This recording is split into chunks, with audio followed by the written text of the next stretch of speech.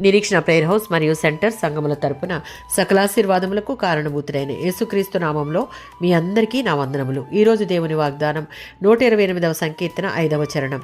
సియోనులో నుండి యెహోవా నిన్ను ఆశీర్వదించును. 9వ సంకీర్తన 11వ చరణం.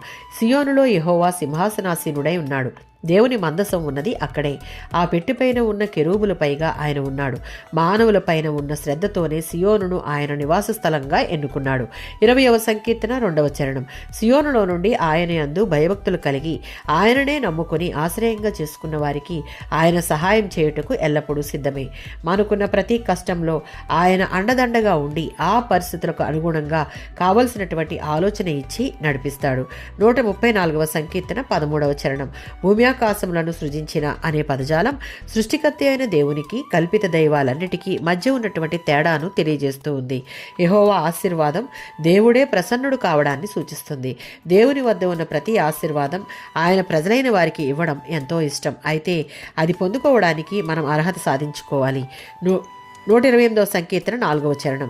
యెహోవా యందు భయభక్తులున్న వారిని సియోనులో సింహాసనాసీనుడైన దేవుడు ఆశీర్వదిస్తాడు.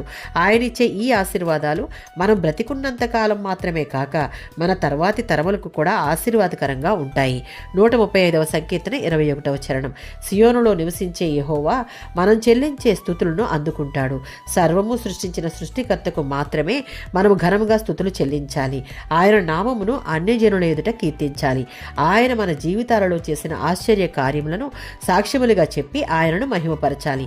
ఆయన మాత్రమే ఇవన్నీ పొందుటకు అర్హుడు. ఆమేన్.